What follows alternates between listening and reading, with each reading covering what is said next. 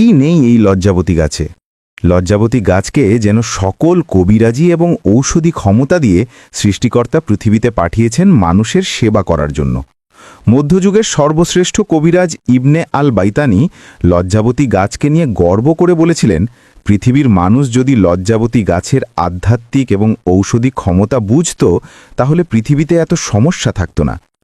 লজ্জাবতী গাছের এতই ক্ষমতা যে পৃথিবীতে ভূমিকম্প হওয়ার 25 থেকে 30 মিনিট আগেই লজ্জাবতী গাছ জানতে পারে। কথিত আছে, মধ্যপ্রাচ্যের কবিরাজরা স্বর্ণের ফুলদানি বা টবে লজ্জাবতী গাছ রোপণ করতেন। আপনি যদি লজ্জাবতী গাছের ঔষধি ক্ষমতার কথা জানেন, তাহলে আপনার চোখ জোড়া কপালে উঠে যাবে। চলুন এক এক করে লজ্জাবতী গাছের ঔষধি ক্ষমতা জেনে নিই। 1. নারীর বন্ধ্যাত্ব দূর করতে। প্রাচীন কবিরাজি শাস্ত্র মতে যেসব নারীর বিয়ের পর সন্তান হচ্ছে না, তাদের ঋতুচক্রের 5ম দিনে লজ্জাবতীর মূল তুলে একটি রূপার তাবিজে ভরে ডান হাতে বা কোমরে ধারণ করলে নারীর গর্ভে সন্তান আসে। 2. দোকানে বা ব্যবসায় কাস্টমার না আসলে। প্রাচীন কবিরাজি শাস্ত্র মতে লজ্জাবতী গাছের শিকড় লাল সুতো দিয়ে প্যাচ করে ক্যাশ বাক্সে রাখলে দোকানে বা ব্যবসা প্রতিষ্ঠানে দ্রুত কাস্টমার আসা শুরু করে। কখনো টাকার অভাব হয় না এবং সম্পদ বৃদ্ধি পায়। 3. আকস্মিক দুর্ঘটনা থেকে রক্ষা পেতে। হাজার বছরের কবিরাজি শাস্ত্র মতে যারা নিয়মিত ঝুঁকিপূর্ণ কাজ করেন বা ড্রাইভিং করেন, তারা লজ্জাবতীর মূল তাবিজে ভরে গাড়িতে বা সাথে রাখলে বড় ধরনের দুর্ঘটনা থেকে রক্ষা পান। 4. শিশুদের বাক রোধ বা তোতলামি ভালো করতে।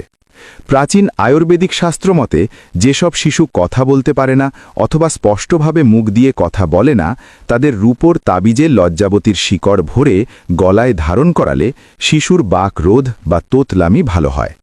5. মৃগী রোগ ভালো করতে। প্রাচীন কবিরাজি চিকিৎসা মতে অমাবস্যার রাতে এক নিঃশ্বাসে লজ্জাবতী গাছের মূল তুলে রূপার তাবিজে ভরে ডান বাহুতে ধারণ করলে মৃগী ভালো হয়। এটি স্নায়বিক শান্তিকারক হিসেবে কাজ করে। 6. দীর্ঘস্থায়ী মাথা ব্যথা বা মাইগ্রেন ভালো করতে। হাজার বছরের আয়ুর্বেদিক শাস্ত্রমতে সূর্যোদয়ের আগে লজ্জাবতী শিকড় তুলে তাবিজে ভরে চুলে বা মাথায় ধারণ করলে আধকপালি বা মাইগ্রেনের তীব্র যন্ত্রণা থেকে মুক্তি মেলে। 7. কোমর ব্যথা ভালো করতে।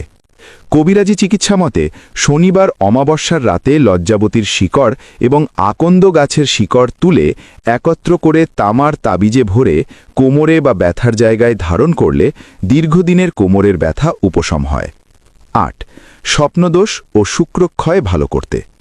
প্রাচীন আয়ুর্বেদিক শাস্ত্রমতে যারা রাতে ঘুমের মধ্যে স্বপ্নদোষের কারণে শুক্রক্ষয় হয়, তারা লজ্জাবতীর মূল পরিষ্কার করে ধুয়ে একটি রূপার তাবিজে ভরে লাল সুতো দিয়ে কোমরে ধারণ করলে স্বপ্নদোষ বন্ধ হয়ে শুক্রক্ষয় রোধ করে এবং স্নায়বিক শিথিলতা দূর হয়। 9. শত্রুর হাত থেকে রক্ষা পেতে। কবিরাজি শাস্ত্রমতে লজ্জাবতী গাছের শিকড় লোহার তাবিজে ভরে ঘরের মূল দরজায় ঝুলিয়ে রাখলে বাইরের কোনো শত্রু ক্ষতি করতে পারে না। এটি একটি প্রাচীন সুরক্ষা কবচ। 10. নারীর অকাল বার্ধক্য রোধ করতে। শত বছরের আয়ুর্বেদিক শাস্ত্রমতে লজ্জাবতী গাছের শিকড়ের সাথে কুমারী গাছের শিকড় একত্র করে পিতলের তাবিজে ভরে লাল সুতো দিয়ে কোমরে ধারণ করলে নারীর অকাল বার্ধক্য দূর হয়ে রূপ যৌবন ফোটে। 11. নারীদের সাদা স্রাব ভালো করতে।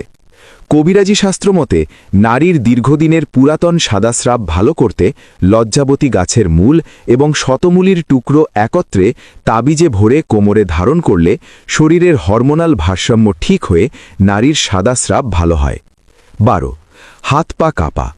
প্রাচীন কবিরাজি শাস্ত্রমতে বৃদ্ধ বয়সে বা স্নায়বিক দুর্বলতার কারণে যাদের হাত পা কাঁপে, তারা পঞ্চধাতুর তাবিজে লজ্জাবতীর মূল ভরে কবজিতে ধারণ করলে স্নায়ু শক্ত হয়ে হাত পা কাঁপা বন্ধ হয়। 13. অন্ডকোষের প্রদাহ। হাজার বছরের কবিরাজি শাস্ত্রমতে আঘাতজনিত কারণে বা অন্য কোনো কারণে অন্ডকোষ ফুলে গেলে লজ্জাবতীর মূল তাবিজে ভরে কুঁচকিতে বা কোমরে ধারণ করলে ফোলা এবং ব্যথা দ্রুত কমে যায়। 14. জনসমক্ষে কথা বলতে না পারা। কবিরাজি শাস্ত্রমতে যারা অনেক মানুষের সামনে কথা বলতে লজ্জা পান বা ভয় পান, বুক থরথর করে কাঁপে, তারা লজ্জাবতী গাছের মূল হাতে ধারণ করলে জনসমক্ষে অনর্গল কথা বা বক্তৃতা দিতে পারে। 15. হাড় মুচকে যাওয়া বা লিগামেন্টের ব্যথা দূর করতে। শত বছরের আয়ুর্বেদিক শাস্ত্রমতে হাড়ের জোড়ায় প্রচণ্ড চোট লাগলে বা মুচকে গেলে লজ্জাবতীর মূল তাবিজে ভরে সেই অঙ্গের ওপরে বাঁধলে ব্যথা, ফোলা এবং মুচকে যাওয়া দ্রুত উপশম হয়। 16. সংসার থেকে অশান্তি দূর করতে। হাজার বছরের কবিরাজি শাস্ত্রমতে যদি কোনো ঘরে অকারণ স্ত্রী স্বামীর মধ্যে অশান্তি লেগেই থাকে, এই ক্ষেত্রে লজ্জাবতীর মূল তাবিজে ভরে মাটির হাঁড়ির ভিতরে রেখে দিলে সংসার থেকে স্বামী স্ত্রীর কলহ মিটে যায় এবং শান্তি ফিরে আসে।